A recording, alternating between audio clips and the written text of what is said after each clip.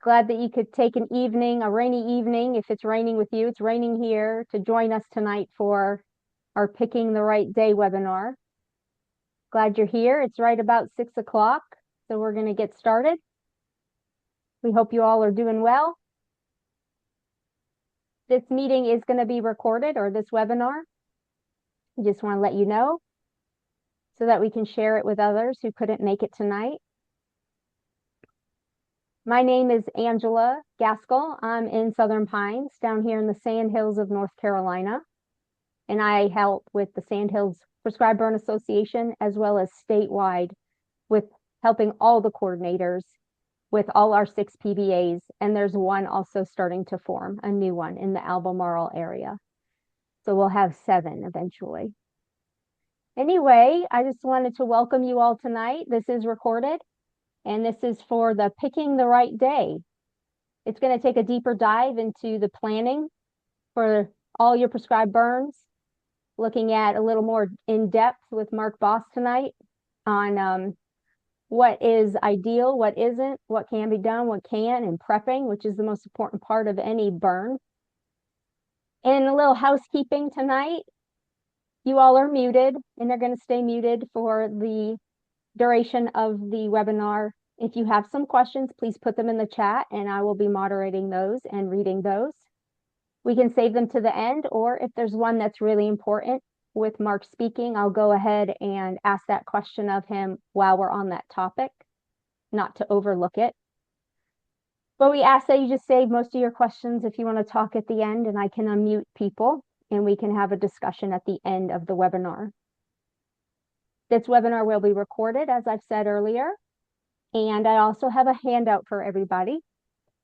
I will go ahead and put that in the chat. It is something that we developed with the Sandhills Prescribed Burn Association. It is for prepping. It's called Advance Work and Day of Burn Work.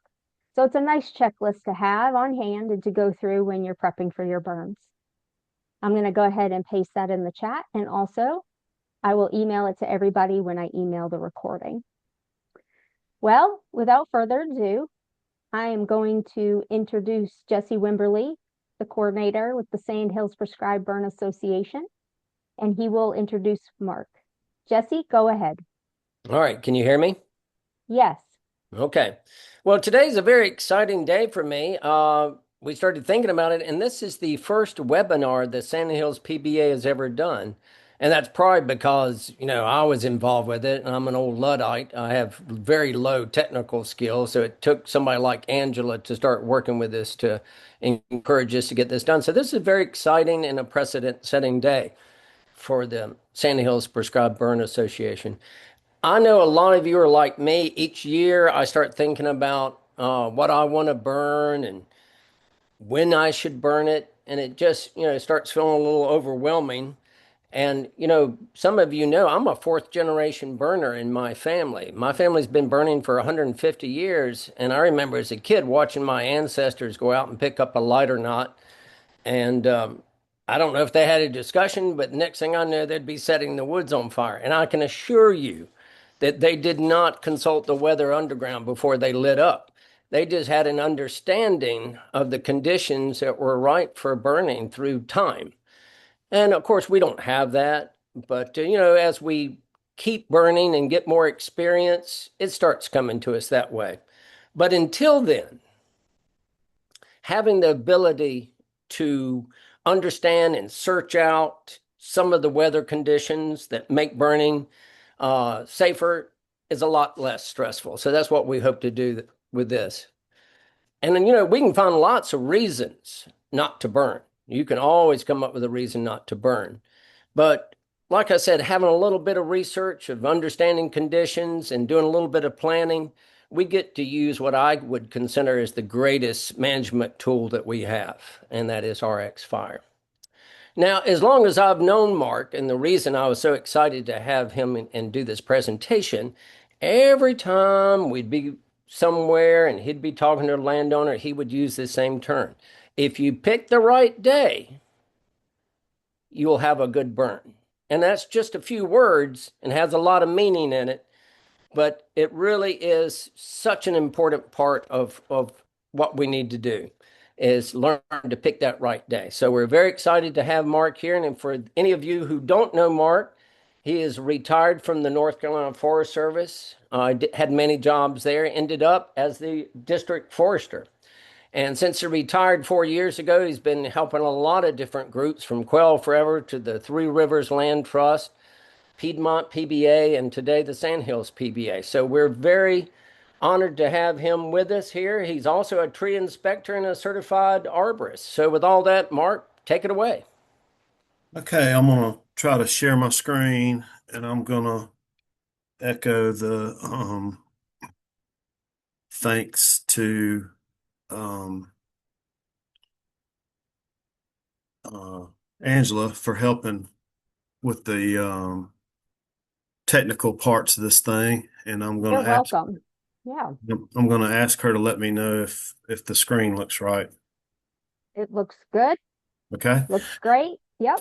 So appreciate the introduction, and I want to say that I greatly appreciate the Sandhills PBA and all they do for the landowners down there, and Jesse and Angela for everything they do to promote outreach for landowners and fire practitioners to help them learn about prescribed fire and getting this stuff done. I have the benefit of also being able to work with some of the other PBAs across the state a little bit on some small scale. And I would say that you guys are the model for success in getting things done. I also want to say thank you to the landowners and the people that are on this call because without you guys wanting to do this and learn how to do this, we would not have the amount of prescribed burning getting done across the Sandhills and across the rest of the state that we do have. I appreciate the landowners that recognize the importance of fire and prescribed fire, the ecological benefits, the environmental benefits, and am just always thankful for landowners that aren't scared to try to learn how to do this and do it in the way that they can be successful. And I've watched Jesse and Angela and Terry Sharp and other members of the PBA, mentor landowners hand on hand, just like in this picture right here, and that's what it takes to help people get to a level of comfort where they feel like they can actually succeed and do their own prescribed burning. So I'll just get right into this. I'll go through these slides. We're not going to talk tonight about the benefits of prescribed burning and why we want to do prescribed burning to meet specific objectives. We have decided that most people that would be on this call understand that already. We're going to talk a little bit about weather conditions and the planning part of when you're actually going to do the burn that you've already decided there was a benefit to do. So let's see if I can get my slide thing to go here. Okay.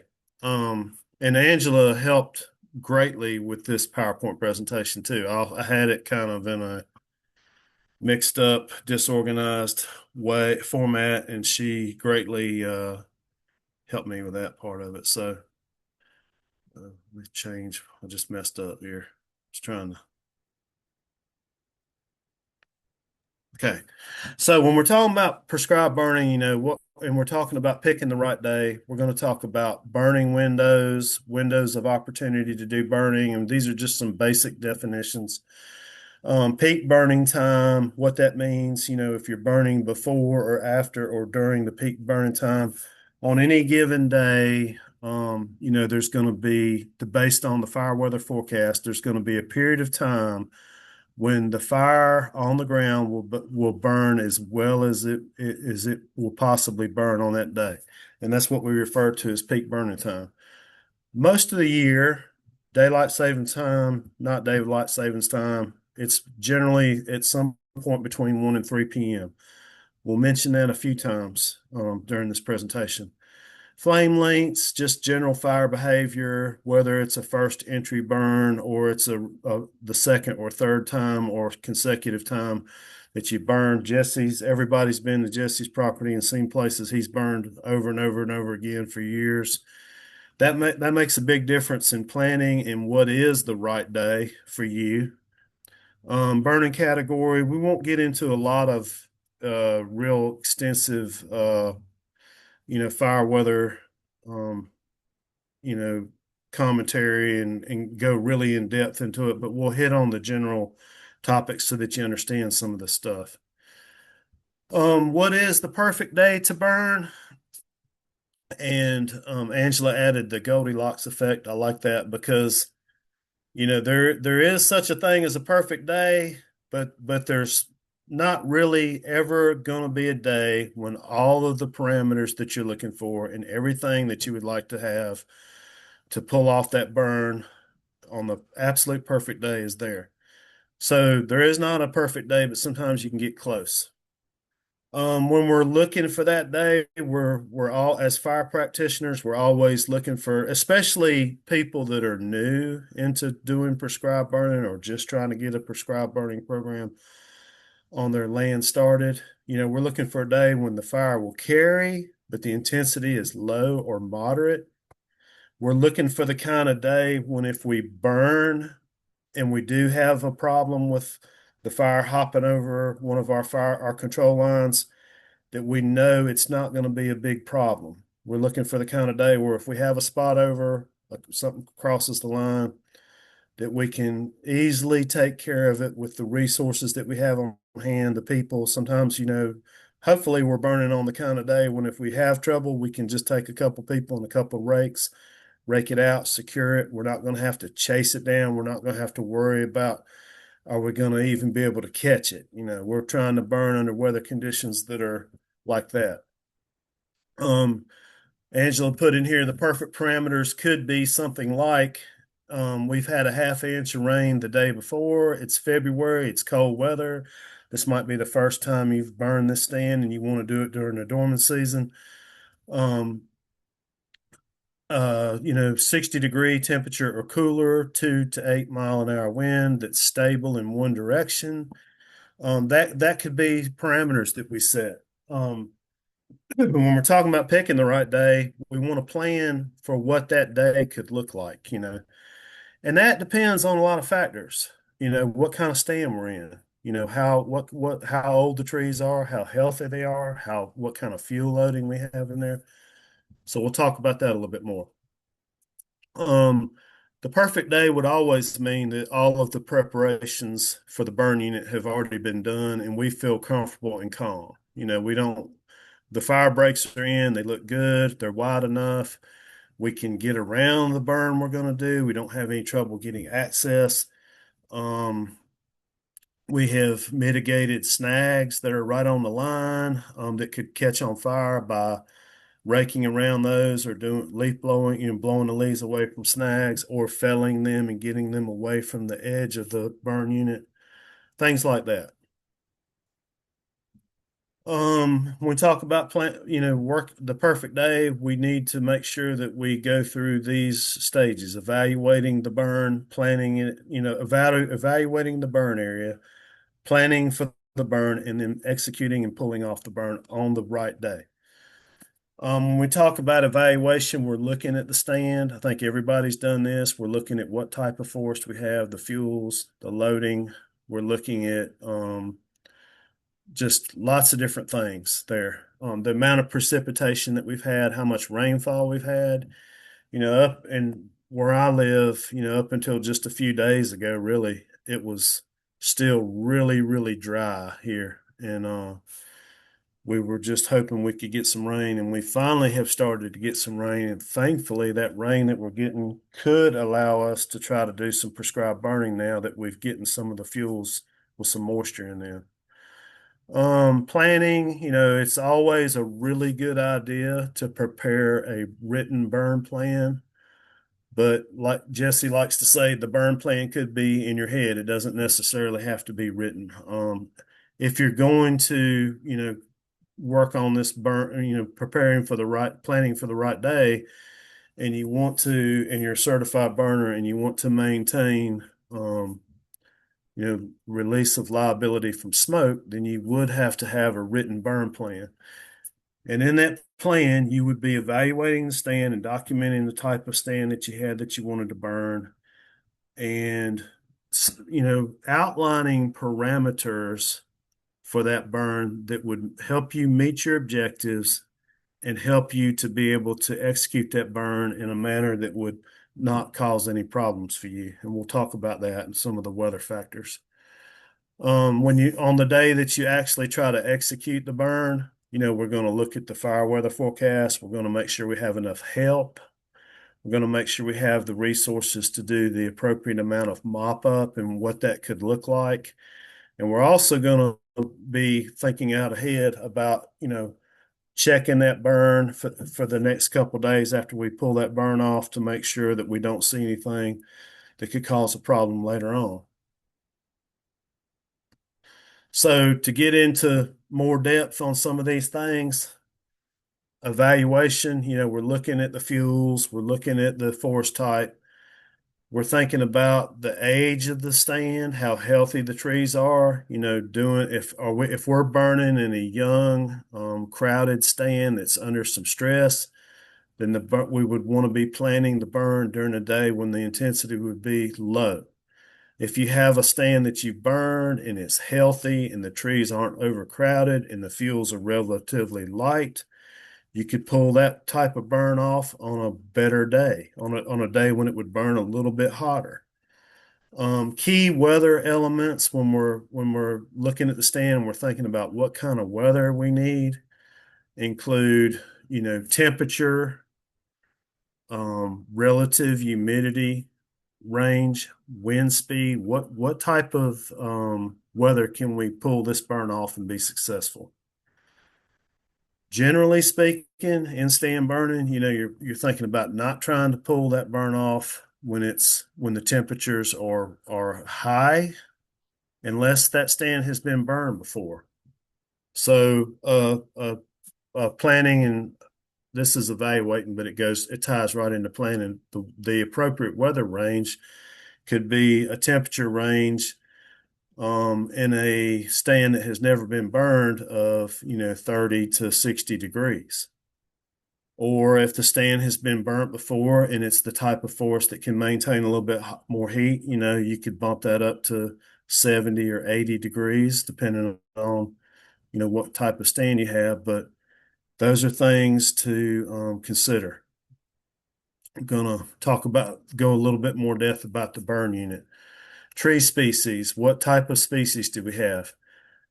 Conifers, forests down in the sandhills, certainly longleaf pine, well adapted to fire, can tolerate fire. Loblolly pine, even shortleaf pine, those species can tolerate a little bit more fire than some of your hardwood stands can. A little bit more heat. You can burn those types of stands under weather conditions that you may not want to burn a stand that has a lot of thin barked hardwoods in there. The amount of fuels that are there. There is a slide in here that talks about fuels, so we'll talk about fuels a little bit more. How good are the fire breaks and the fire lines? That has a lot to do with, can I pull this burn off today? This picture shows two stands, and the stand on the right actually looked like the stand on the left before it had been burned, and it just shows the amount of mid-story and understory control that we had in there. But one thing that I wanted to illustrate on this picture was that there's a nice wide flat fire line right there. And if and at the time of this picture, it had a little bit of leaf litter in it, but if that was really clean and we had just gone through the day before with a leaf blower and blowed that back out, that's a really nice fire line that's down to mineral soil. There's no duff in it. There's no litter layer in it. And we can also easily get around it by foot or an ATV or a UTV to monitor and patrol. And that's the kind of fire line I would feel real comfortable with. Again, has the track been burned before first entry or not? What's around it? That can have a lot to do with your comfort level for doing a burn, for pulling off a burn on any given day.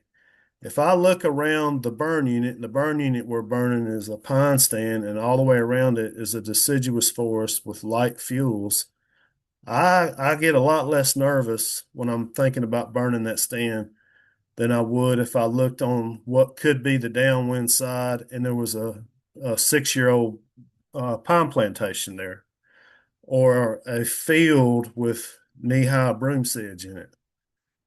Extra caution would have to happen in places like that. And, me and, Jesse have helped private landowners do a lot of burning. And sometimes we pull up to the track and we're looking at it and we, walk around and say, gosh, this isn't any problem at all.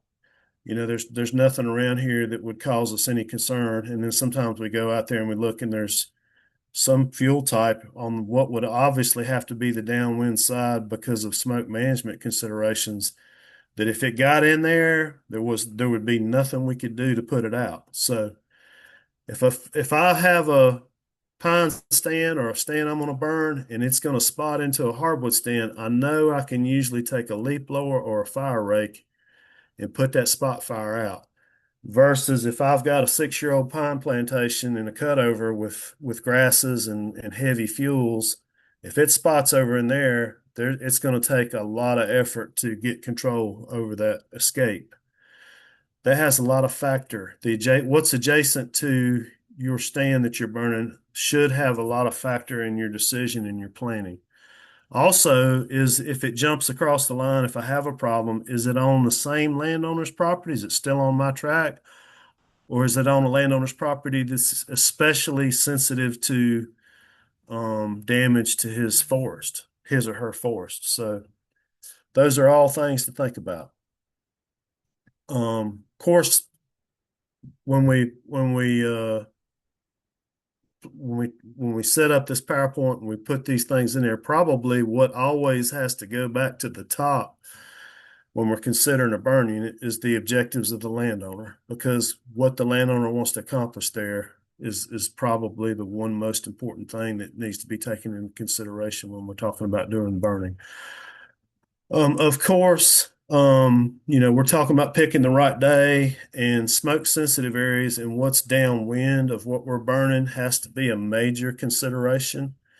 If I'm burning and the smoke's going off into a big drain and there's no houses down there and it's the same landowner, I feel a whole lot different about the weather conditions that I need than if I've got a burn unit that has a busy road on one side of it, or one of the perimeters is very close to a chicken farming operation or something like that.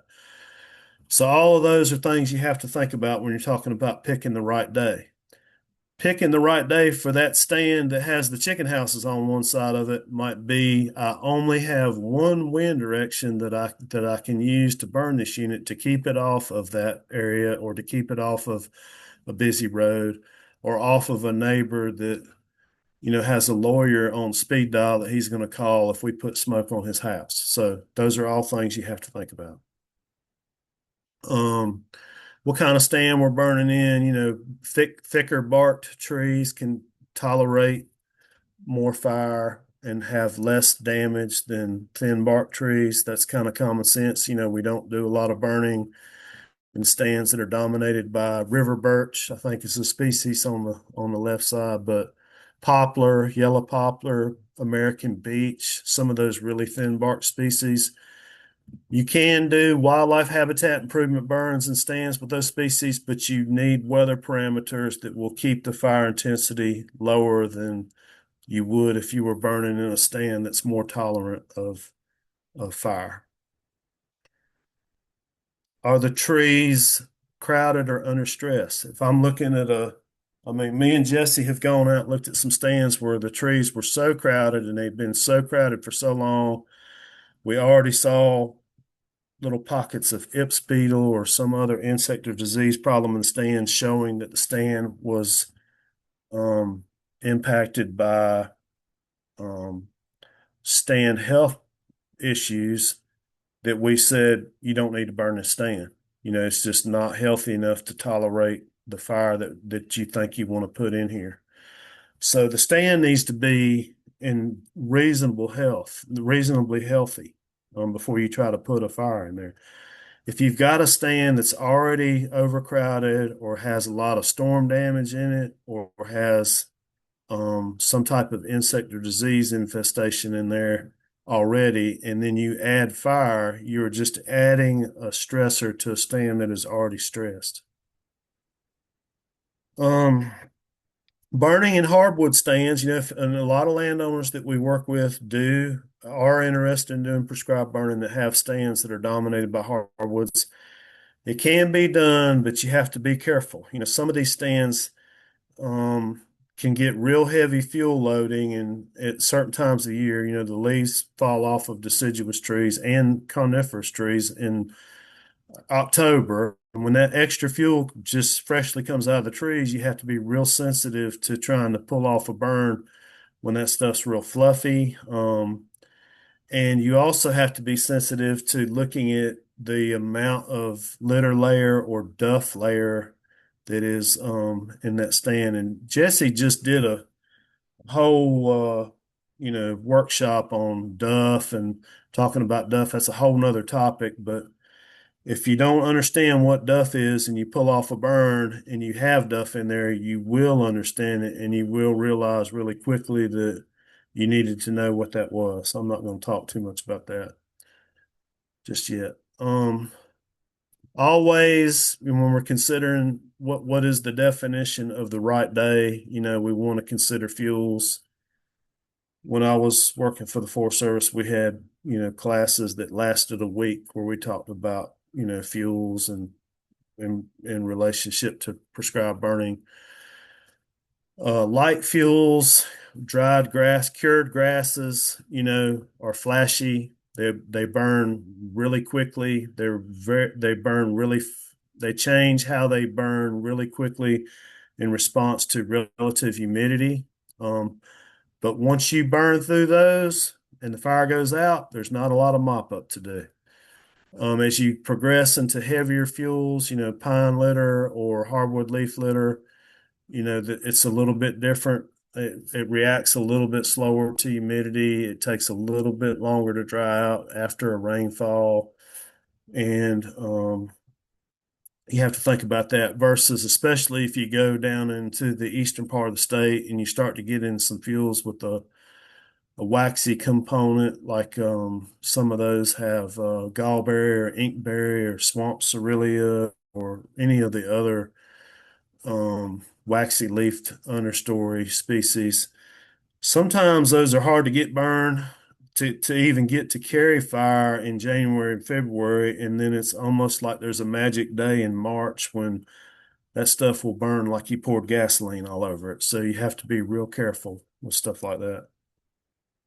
Um, so when we're planning to burn and we're thinking about the perfect day, we're thinking about what kind of weather we want, and we can go to the fire weather forecast that the North Carolina Forest Service puts on there and see the weather every day and look at the weather and compare it to what we think we need. But generally speaking, if you're talking about understory burning, you don't want the temperature too hot.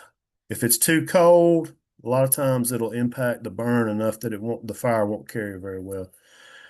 Relative humidity is probably the one single weather parameter that will mess people up that are trying to get started doing prescribed burning if they don't understand it, because you can generally feel the temperature, you can generally feel the wind, how moist you can feel the fuels and feel how moist it is, and how much precipitation you've had. But relative humidity is sometimes a little harder to get a grasp on. And so generally speaking, if I'm doing understory burn, especially in a first burn type of scenario, I want the humidity over 30%, 30% to 40%, even 50% sometimes, if the burn will carry, is fine. And if I start to get relative humidity, especially when I start to get it down in the mid to lower 20s, you quickly come to a point where it's difficult to keep the burn inside the fire lines, because the chances of something small drifting across your fire line and igniting the fuel on the other side go up a lot if the humidity gets under 30%. And that can depend on a lot of other factors. Wind speed, I like to have some wind. A light and variable wind is very hard to burn on because it's really hard to determine where your baseline is going to be. And sometimes a light and variable wind, when the wind can drift from one direction to the other as you're burning, can really cause a lot of problems. But I like a little bit of wind, 2 to 5 or 2 to 8 miles an hour. Of course, when we look at the fire weather forecast, we're looking at a 20-foot wind speed, and the in-stand wind speed is going to be less usually, but it will still be in the same direction. I like a wind direction and speed that's consistent. You can have a day when the wind shifts a lot on you, and there's factors that we'll talk about that affect atmospheric stability, the bottom one in that list. And how stable the wind is a big factor in planning and executing the burn. Cloud cover is a good one. And that ties into atmospheric stability. A lot of times, if you've got some cloud cover, that puts some shade on the canopy and on the forest floor, and the fire behavior will stay moderate or lower in intensity, as opposed to trying to burn on a bluebird clear skies with a really high mixing height and a really unstable atmosphere, when your burn can be a little harder to control. I'll try to switch my screen to the fire weather forecast here in a minute and talk through a little bit of this parameters a little bit more. Precipitation, how dry or how moist can it be for me to still be able to pull off a burn? Down in the sand hills where Jesse burns a lot on sandy soil, we can get a half-inch of rain today, and tomorrow he can go out and burn, and he doesn't have any trouble whatsoever with getting a fire to carry, because the sand underneath that fuel, of course, absorbs the rainfall really well, and it allows the fuels to dry out, as opposed to trying to burn with some heavier textured soil, after a rainfall was on some heavier textured soil like a silt loam or a clay loam or something like that, which will hold moisture a lot longer. So in the sand hills, inch of rain, burn the next day or the day after that, no problem. And in the Piedmont, inch of rain might mean, in the wintertime especially, January, February, early March, might mean I'm going to have to wait a couple of days before I can even consider doing a burn. But that also depends on the type of weather that you get after the rainfall, right? So if I get rainfall and it stays real humid and cloudy, those fuels do not dry out as fast as if I get rainfall and then the next day the wind blows 15 miles an hour. So all things to think about and consider.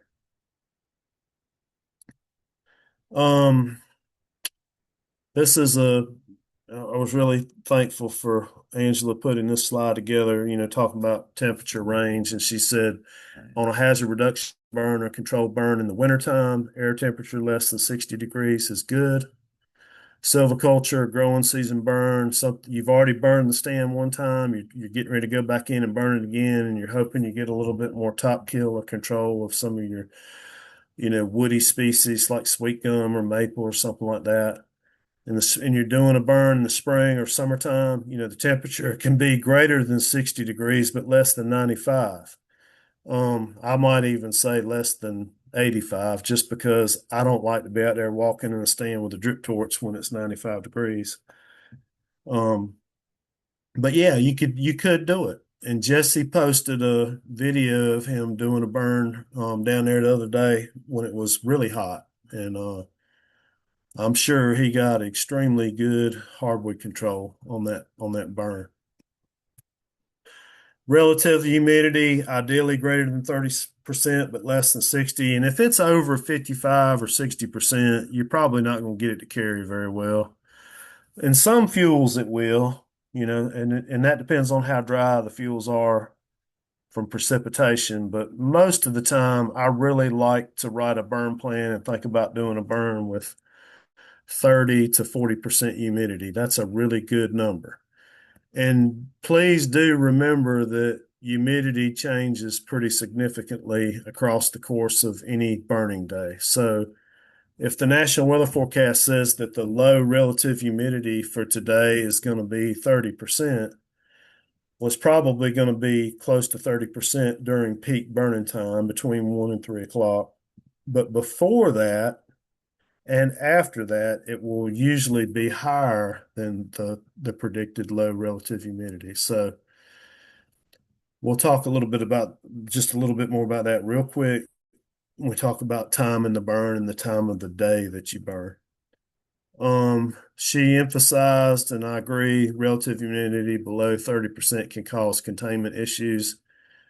You usually don't see a spot over. You usually don't see people having to chase down escape sections of a burn perimeter if the humidity is above 30%.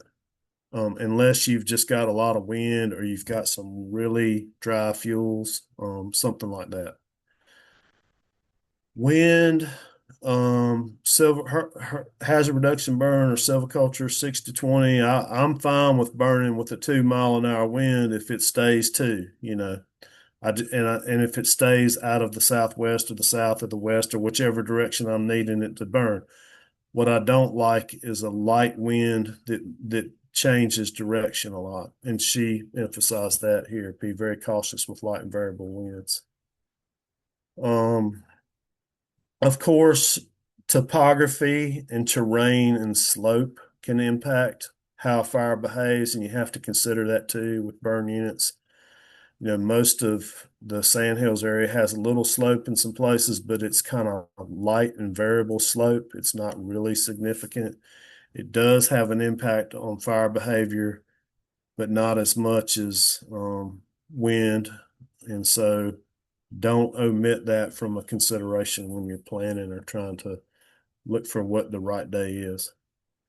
Percent cloud cover 0 to 100%. So 0%, watch out, be careful. You can have an unstable atmosphere. You can have a really good day to burn with 0% cloud cover. And most of the time, 100% cloud cover would mean the humidity's a little high. Always keep a rain gauge close to where you're burning so that you can be pretty confident on how much rain you've had. And be thinking about the length of time since the last rain you have had at a certain amount. I might be able to pull off a burn if it's been 1 day since I had a half inch of rain, but if I had 4 inches of rain today, I might have to wait 3 or 4 days. And one thing when we talk about, I'll give you an example. This is just a hypothetical example of the average stand that I would burn, the weather parameters that I'm looking at. I like temperature less than 60. I'm fine with burning if it's really cold, if it's a wintertime burning, and my objective is just to remove fuels. Humidity 30 to 50%, relative humidity 30 to 50%, wind 2 to 8 or 10 miles an hour. And then, of course, I have my direction based on where my smoke sensitive areas are. And then I like to say not greater than 7 days since I have had 1/2 inch of rain. Because if it gets more than 7 days since you've had a half inch of rain, your fuels can be getting pretty dry. And one real important factor that we want to make sure we understand is that when we write a plan or when we're planning a burn, we put a range of weather parameters in there so that we don't tie ourselves down to only being able to burn under a very narrow set of weather conditions. But what we don't want to do on the actual day of the burn is stack those parameters towards the more intense side of how the fire will behave. For example, I might be okay with burning with the relative humidity at 30%, but I might not want to burn if the relative humidity is 30% and the wind is 15 miles an hour. I might be perfectly fine with burning with a 15-mile-an-hour wind in stand if the humidity is 40% or 45%. So each one of these variables has an influence on the other one. If it's really hot and the humidity's low and it's windy, that's not a good day. But if it's warmer than we would normally think we wanted to do the burn, and the humidity is moderate and the wind is light, that might be perfectly fine. So that's what they mean by don't stack the weather parameters. Do not max out parameters by stacking on the extreme side of the conditions that you would allow yourself to burn your track. Um, Cloud cover is a underestimated impact. If you've ever been burning and it's sunny and you're watching the fire behavior, you're watching the fire back through the stand, and then all of a sudden a big cloud rolls over your site and you get some shade in there, you can instantly see the intensity lay down a little bit.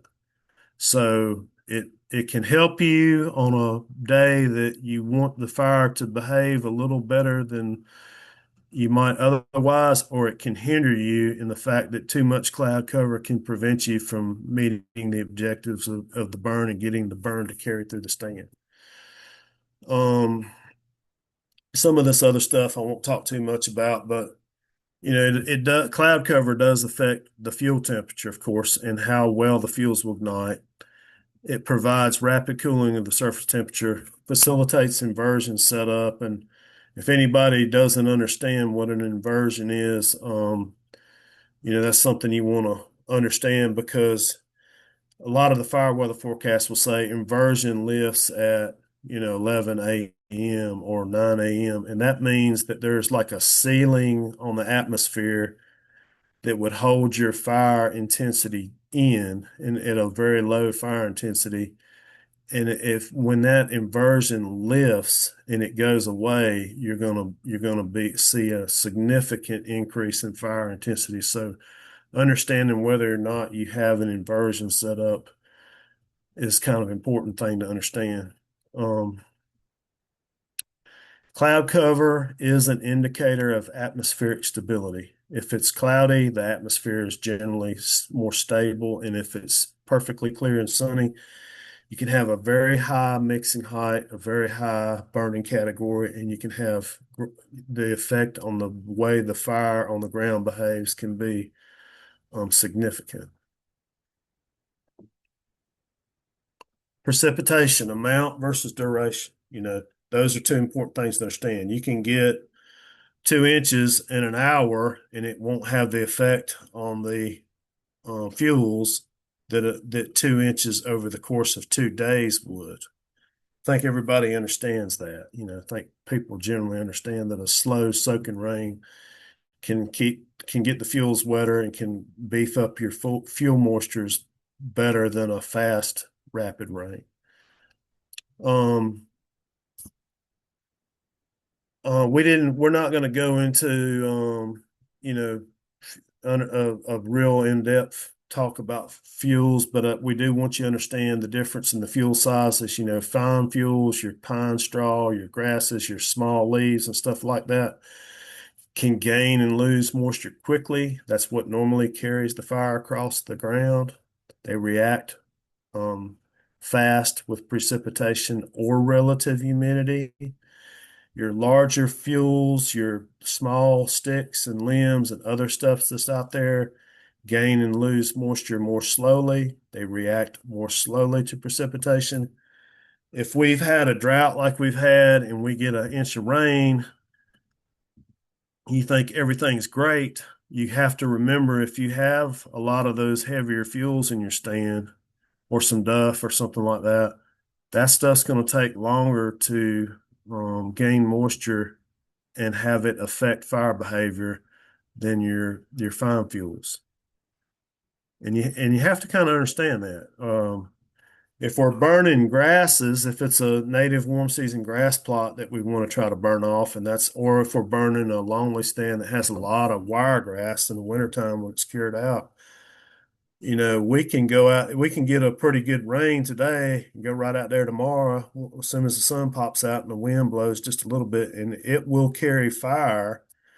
A lot of times it'll carry fire when the woodland that surrounds a grass field would not.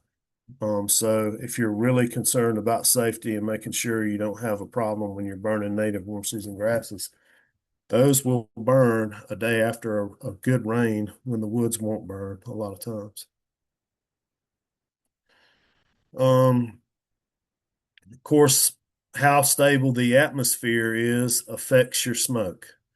If we have when we're not going to get into burning category and understanding all that stuff. I think most of you have understood that if you've had any exposure to prescribed fire, but um, burning category 1 or 2, when you have a relatively low mixing height and a relatively light transport wind, is a really good safe time to burn, but it's also a time when your smoke won't disperse very well. So we have to understand that. So when we're planning a burn, we're looking for a mixing height that's in a transport wind that is enough to help us get our smoke up and move it out, move it in the direction that we want it to go, or move it away from the direction that we want to move it away from. Um, and that's just something you need to understand. We'll talk about that. We'll look at the fire weather forecast and talk about that. So just to kind of recap, go back through the planning stage, understanding what you have, how healthy the trees are, how old they are, what species you have, and stuff like that, and what your objectives are for doing the burning is very important. She added building rapport with neighbors. If we're planning a burn and we're thinking about what is the perfect day to burn this track, we have a lot bigger window of opportunity if we have a really good relationship with our neighbors and they understand why we're burning and what we're doing, and if they're okay with a little bit of smoke impact. That can really make it good for you. Don't hesitate to plan the burn well enough to take the time to walk around and talk to the neighbors. And I've watched Jesse do presentations, to the PBA where he emphasizes this all the time. Hey, the definition of a smoke sensitive area is something downwind of where you're burning that could be impacted by the smoke in a negative way. And if you've got a neighbor over there with a house right on the downwind side of your burn, and that's the perfect window and perfect place for you to put your smoke, but you go over there and talk to him and explain to him what you're doing, and he's like, yeah, I'm okay with it. I burn all the time too, and I might put some smoke on you when I burn my stand. Go ahead. And you have just mitigated that smoke sensitive area, and it's no longer a smoke sensitive area. So that's a real important part of planning, talking to your neighbors, putting up signs, putting up signs along the road, prescribed burn in progress. That helps mitigate calls of people that are concerned. They see that sign, they say, hey, this is a prescribed burn and not just a wildfire. That can help a lot.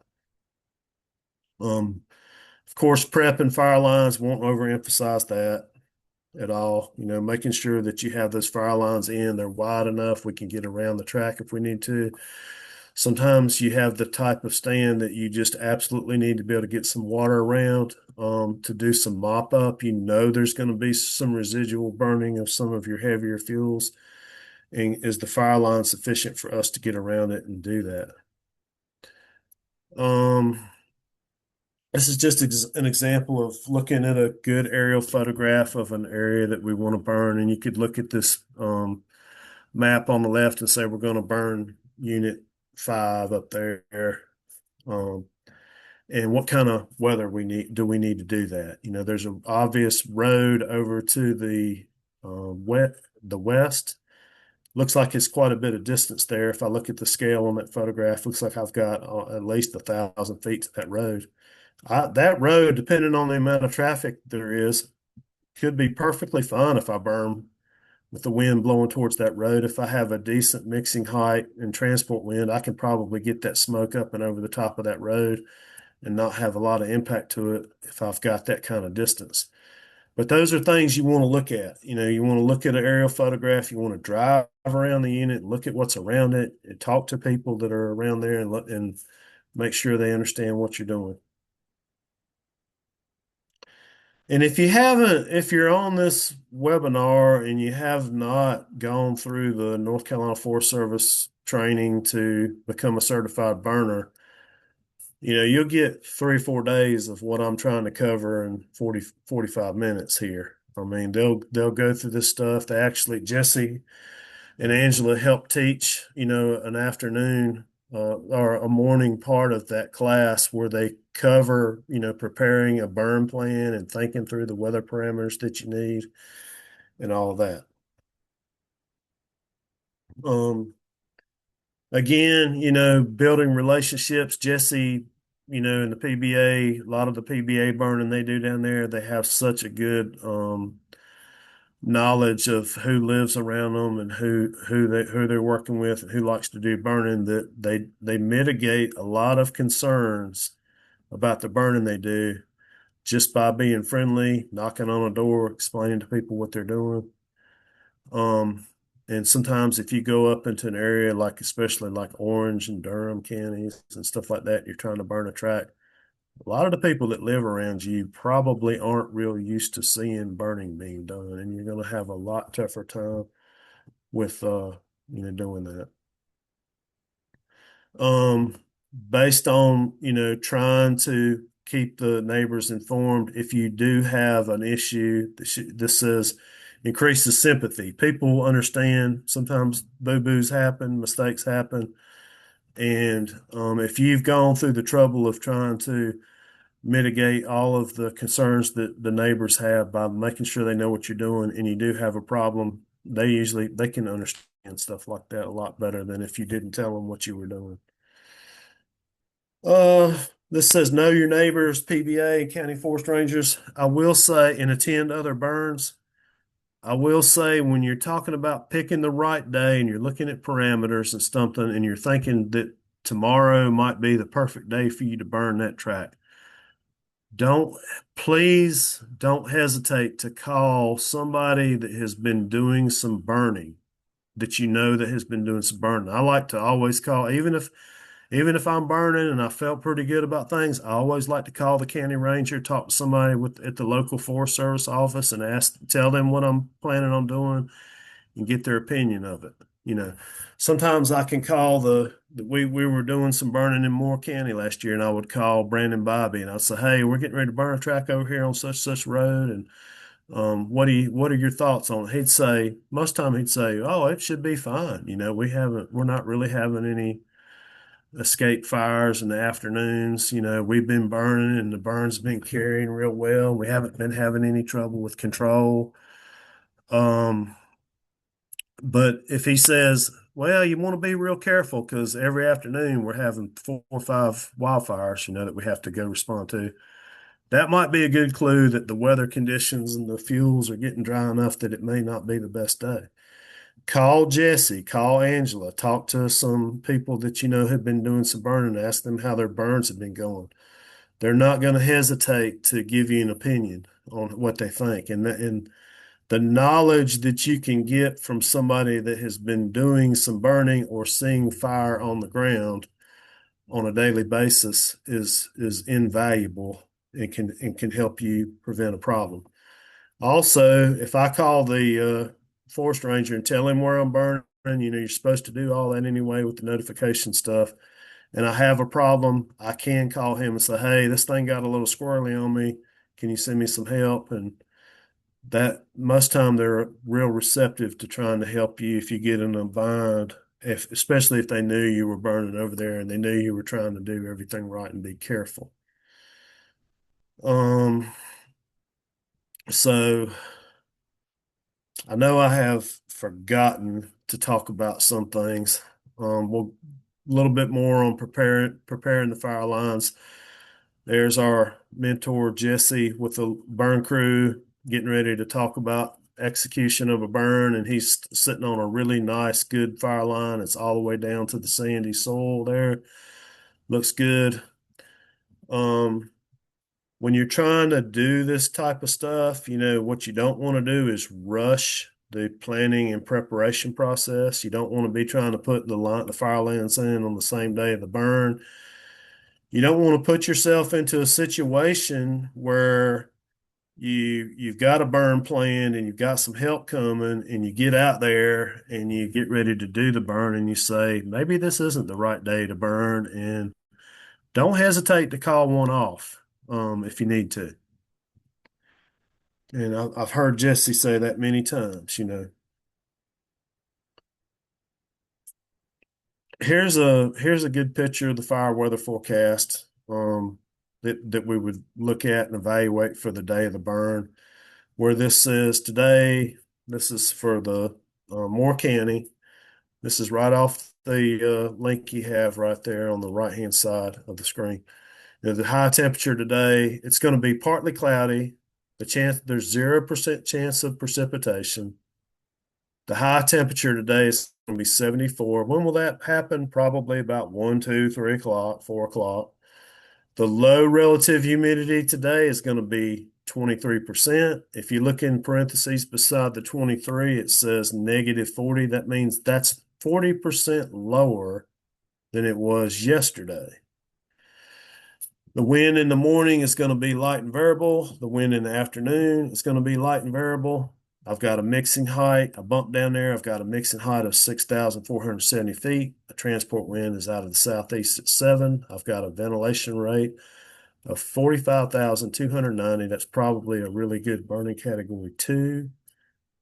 So I have enough lift, I have enough mixing height and transport wind to get the smoke up, but I don't really like that morning and afternoon prediction for light and variable wind.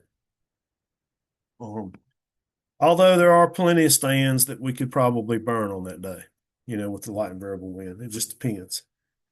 The other thing I want to make sure that we emphasize is that when you're planning a burn and you're looking at the right day, that you're thinking about the weather tomorrow and the day after that. Because the right day to burn is not a day when all of the weather parameters are absolutely perfect for you to pull off that burn.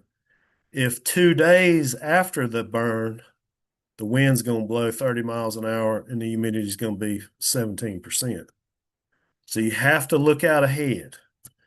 When I had my career with the Forest Service, I had the unfortunate, you know, knowledge and had the unfortunate job sometimes of going and responding to people that tried to do burning and when the burn escaped. And most of the time, it did not get out on the day they did the burn. Most of the time, if we had an escape, it was the day after or the day after that. Not most of the time, but a lot of the time. So be looking at that fire weather forecast, and also right at the bottom of that, I clipped it out with today, tonight, and tomorrow. But right at the bottom of that, it'll give you just a general weather synopsis for, in this case, Thursday, Friday, Saturday. You're looking out ahead. You want to make sure there's no big wind events or crazy weather out ahead of you, you know. Lining everything up. Of course, when we're trying to pull off the burn, we're looking at the fire weather forecast. We're making sure we have enough people to help. We're making sure we have stuff we need to pull off the burn. If we think we need a leaf blower, we're going to crank it up and make sure it's got fuel. We're going to make sure it's running good. Going to be looking at and thinking and planning for mop up. And we're also going to want to make sure that we get out there and look at this thing, you know, the next day, especially, and maybe a day or two after that, depending on how dry the fuels are and how much residual burning we see after we do the burn. So again, there's where you get the fire weather forecast. I've talked about that stuff enough. We've talked about, you know, all this stuff enough for me to have covered it. I think I'm, yeah, I'm getting into way past my allotted amount of time. But the right day does depend on a lot of factors. Your mindset, how much help you have. I mean, I can probably feel comfortable burning on a day when it's going to burn a little bit better than I may want it to if I have plenty of help. I used to always say when I was burning with the PBA, you know, I had a lot different feeling when I'm looking over my shoulder and I'm seeing Jesse and 4 or 5 people with rakes and shovels and a leaf blower than if I was burning with the Forest Service and I had a bulldozer and four Type 6 engines and a UTV full of water. So the equipment and manpower that you have affects how you feel. The tools that you have, what's adjacent to it, how accessible the lines are, and of course, the weather today and looking ahead into the next few days. Wanted to hit real quick on common denominators of days of times when we have trouble. I rarely remember seeing a landowner or a burn practitioner have problems if they were burning during the dormant season when it was cooler weather, December, January, and February.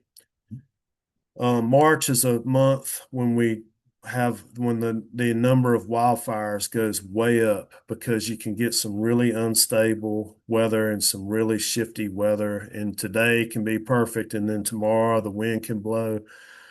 Weather forecasters also have a little bit more difficulty pulling off, predicting the weather for subsequent days and at that time of the year too. So sometimes you'll see a weather forecast in March for tomorrow that looks like it's going to be, wind 5 to 10 and humidity in the 30s. And then on the next day when they come out with the new weather forecast, the weather looks totally different. You've got a lot of instability in March and especially the first half of April. Landowner didn't have good lines in. The fuel moisture was lower than expected. They didn't really assess how dry it was. The humidity bottomed out lower than expected, especially in March. Sometimes they can predict the low relative humidity and miss it, and it can come out and be a lot lower than they thought it was going to be. Burning at peak time. And we put in a comment here. Sometimes picking the right day means picking the right afternoon or evening or night. Jesse does a lot of burning at night. Sometimes a burn that you would try to do and pull off at 1 or 2 or 3 o'clock would scare you to death. But if you waited until 5 or 6 o'clock, it would behave exactly the way you want it to. It's not all the time, but sometimes. Not having enough people to help. Seeing 2 people try to burn 80 acres and it's got a lot of problems, something like that. No contingency plan. No, not really sure of what we would do if the fire spots over the line. Like the example I gave you of it could spot into a young cutover or the young pine plantation. If it gets over there, we ain't gonna put it out with a leaf blower. That wasn't a good idea. Stuff like that. Picking the wrong day and trying to force completion to meet a deadline. What Jesse said at the beginning when he introduced me was that I used to tell landowners that if you pick the right day, you're good. And that's true. If you pick the right day and all this stuff works out the way it's supposed to, you're going to have to be doing burning and it's going to be fun and you're going to enjoy it. And if you pick a day when things are wrong, you're going to feel like you're fighting it. Possible no-goes, approaching front. I never want to burn if I see that we're getting ready to have a front because the wind's getting ready to pick up and the wind is getting ready to change directions. So that's a big no-no.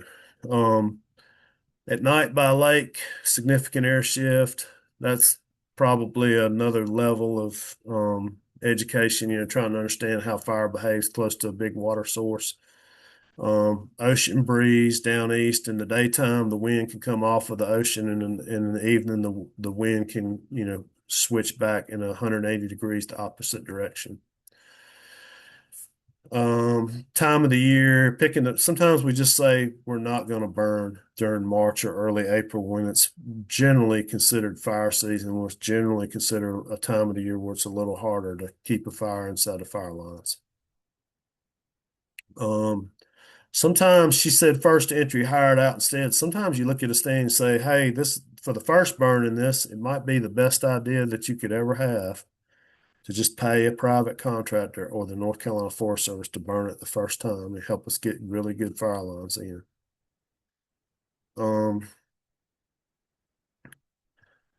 On the right day, a burn can be fun and seem easy. On the wrong day, it can feel like a fight to keep it in the lines and your crew becomes exhausted. Very true. And there you go. I've wrapped it up. I went a little over the time that I think Angela and me were targeting. I don't know how I did that because I practiced it a couple times. But with that, I'll turn it back over to Angela for any to solicit any questions that you have. Yeah, sounds good. Thank you, Mark. Wow, it's a lot to consider. Thank you all for coming tonight. I know that it's evening and y'all are anxious to either finish your dinner or get back to your families or enjoy this rain that we're getting. And I just wanted to say thank you for taking the time. And Mark, thank you so much for your expertise and helping with those slides. I mean, you've done this presentation before and it's so helpful for all of us. Excuse me. So anyway, I just wanted to see if anybody had any questions. Let's see. It looks like everyone's saying, okay. So I have a question from Andy Gillespie up in the Triangle area, looks like. I'm going to read out his comment. Great presentation, Mark. Thanks. Here in the Triangle, we do a lot of field burns on heavy clay soils. Landowners trying to move ecosystems from pastures to native meadows or maintaining early successional ecosystems. Any difference in your recommendations for picking the right day when the unit is a field versus a forest?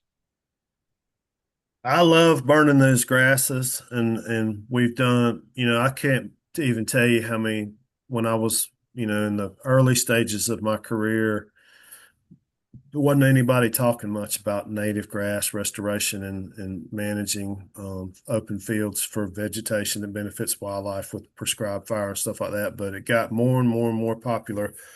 But no, the wonderful thing about grasses is that they dry out so fast. So if you've got a cured out stand of grass and you're trying to burn it, if they're warm season grasses, as soon as we get a frost, they'll brown up pretty soon after that. You can get I used to have guys tell me I was crazy when we would get an inch or two of rain and then I'd want to go out and burn off a big grass field up in Guilford County or somewhere, but you can literally get those grasses to burn at a time, after a good rain, at a time when even if they got out of the field and into the woods, the fire would just go out because the woods were still damp. And I've always, watched some people try to burn these grasses off, when it was dry and struggle to keep them in the fire lines in because they'll scare you. I mean, you can get really, really intense fire behavior with grasses. But they will respond. They are still a 1 hour fuel. They will respond to relative humidity and the slightest amount of wind and sunshine will dry those out fast so you can burn them really soon after rainfall.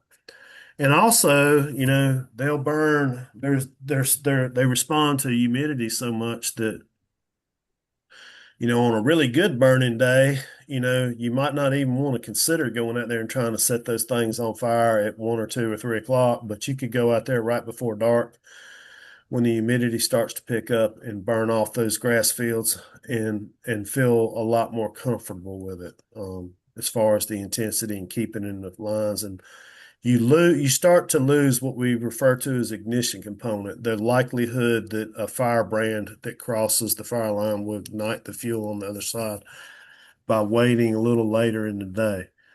You do have to when you're doing that, when you're burning later in the day, you have to be cognizant of the fact that the smoke's going to stay closer to the ground and linger a little bit more and impact whatever is downwind a little bit more than it would if you were burning in the daytime. But grassy fuels burn, produce smoke, and the smoke goes away a lot better than heavier fuels, leaf litter, and especially if you get into any kind of fuels that are heavier than that. Hey, Mark, I wanted to follow up with that just a little bit. As you mentioned, we burn a lot in the evening, and one of the reasons we do that, most of our folks have full-time jobs. So we're just burning when we can. So, if you could go over what are the special considerations if you're burning into the evening, what are the things that you have to pay attention to make that safe? Well, when you say safe, I'm thinking smoke management. You know, when you burn late in the day, you're burning at a time when it's a lot safer. The fire behaves a lot better. You start to lose your ignition component, the likelihood of having, and the atmosphere is calming down too. You know, the general course of the weather day. You know, the humidity's higher, the wind's lighter when you wake up, and then as the sun shines down, you know, and it heats up the atmosphere, there's lift to the atmosphere. It picks up. The fire intensity would pick up, and then at some point later in the day, it starts to calm back down. I like burning in the afternoon because the burning conditions are getting better, or they are going towards more intense towards less intense. But you just have to be real considerate over the smoke management part. You can really smoke up a road or houses on the downwind side of where you're burning, or really easily especially if you're burning a significant amount of fuel, you know, late in the day. Now, when we used to do a lot of burning in some rural counties like Lower Sampson County. There's still a lot of landowners that really their number one objective is wildlife management, and a lot of them will still tell you they're doing quail burning and stuff like that. And we would go out there in some of those stands, you know, in February, March, right before dark, and just light up the whole world and just let it burn to the fire line, and never had any trouble with containment, you know, as opposed to trying to do burning at 1 or 2 o'clock when you have to be real careful, you know, with trying to keep it in the fire lines. So, Mark, we have a question about putting out a rain gauge before a burn. Is that something that you would advise to do? That's a really good idea. I would recommend that if you can. You can check your closest airport. They usually sometimes you can get on WRL and look at the weather forecast there and click on local conditions, and and select the closest city that has an airport, and they have rain gauges and can tell you how much rain they've had. But if you're not real close to an airport and when the rain has been patchy like it has all summer, you know, I can go out in my backyard and check my rain gauge, and it has an inch in it. And then the guy that lives 3 miles from here didn't get a drop sometimes. So it is a great idea to put a rain gauge out there and keep a check on it. I've also learned recently of a new app called Precip, and you can target your exact location and it'll let you know what you have or haven't gotten in the past 24 hours, 12 hours, things like that. Yeah, the Forest Service has that fire weather portal link on their website that gives you access to checking their weather stations that are scattered all over the state. And most of those, you know, they keep real good data on rainfall. But Mhm. And what about the best parameters for burning live invasive species of brushes and trees like sweet gum, which we all love, and poplar? uh, well, when you talk about invasive species, you know, some of those like privet is an invasive species, and it doesn't produce much fuel, and it's very, very hard to get fire to carry underneath privet. And it's not particularly, you know, controlled very well by fire. But an invasive, you mentioned sweet gum, you know, there we could talk for another 4 hours about what it takes to really get control of woody understory component in a stand. When you've got stands that have been growing for years and years and years and years with no fire in them, the root systems on even those small hardwood stems are so extensive, and there's so much energy in that plant that it just takes a whole lot of burning before you can get good control over some of that stuff, you know.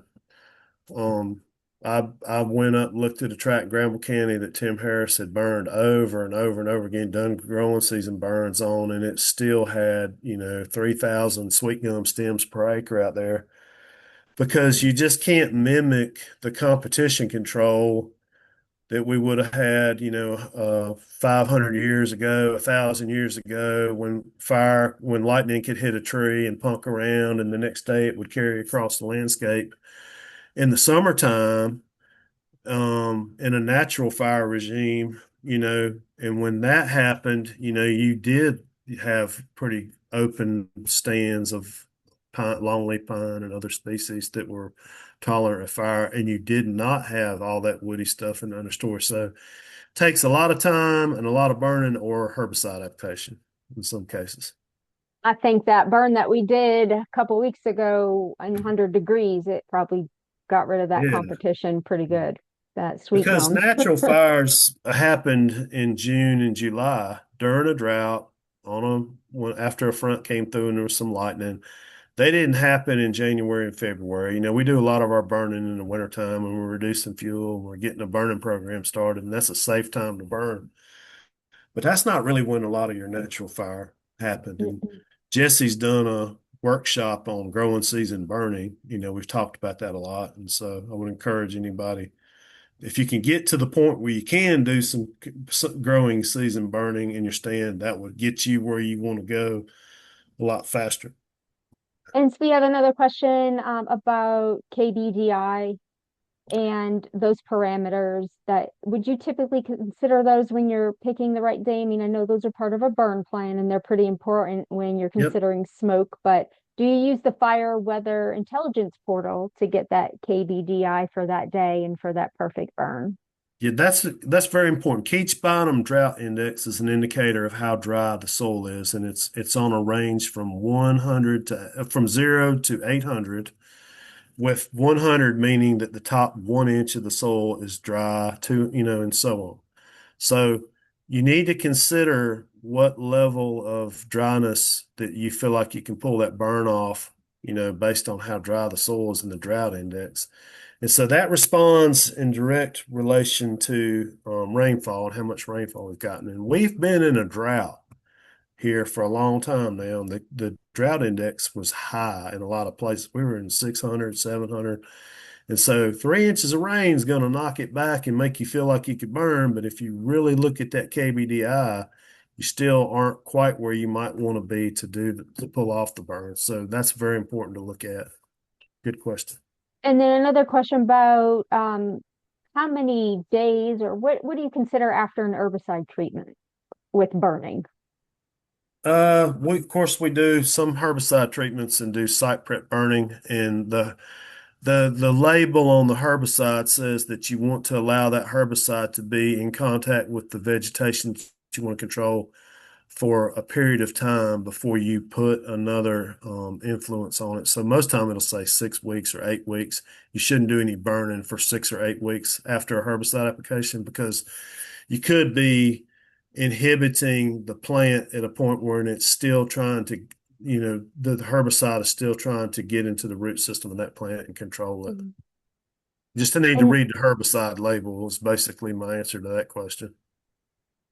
and then to go back to night burning or burning into the night, under what conditions would a night burn be desirable? Well, most of the time, especially in January, February, there's going to be a point late in the evening where the fire won't carry. It won't burn at night. And so I like to, and then in March and April, sometimes you really don't feel comfortable burning in the daytime, but the weather conditions at night can be sufficient to carry the fire and get a good burn and do a good job. But you'll feel real comfortable that it's not getting too hot and you can control it. So when we talk about night burning, we used to always look for those days when we could do night burning, and we had a tract that was way off in the country somewhere where we knew we weren't going to put a lot of smoke on somebody and we could do it without a problem. But a lot of times you don't get good night burning conditions until you get into March, or you can have one of those days when a front comes through and then it stabilizes after that, and the humidity is dropped and there's a good little breeze and the fire will carry when you would not want to burn in the daytime, but the weather conditions are optimal at night and it'll carry. So Do you have anything to add, Jesse? I think I would conclude, thank you so much for doing this, Mark. I learned a lot. And like I said, I'm a fourth generation burner. Every time I'm around Mark, I learn something. I do want to say to folks, and Mark has mentioned this, you can hear this stuff one, two, three times, and you'll learn something each time. But I want to say to everybody on this call, feel free to come to our burns if you're in the area and you can. If you're not on our e-blast list, please get on it. Send Angela your email address. If she doesn't have it, she'll put it on it. You'll know. You just can't go wrong with showing up on a burn. So please come. But those of you who are not in the area, the Sandhills PBA, that's what we're about. We're about restoring fire culture. So I want to say to anybody, I don't care where you are, give us a call. Just give me a call, and if I can, I usually can, I'll pick up and answer any questions you have. That's what we're here for, is to help landowners move from interest to action. That's what tonight was about. That's what we're trying to do. So feel free to reach out to us anytime. And when you're talking to a group of private landowners that want to do burning, you want to see them succeed. And I feel like I have watched landowners, come to us with an interest in starting a burning program. They watch us do a burn. And they say, "I feel pretty good about that. I think I'd like to learn how to do that myself." And they'll be doing burning on their property, and they can do burn after burn after burn and not have any trouble.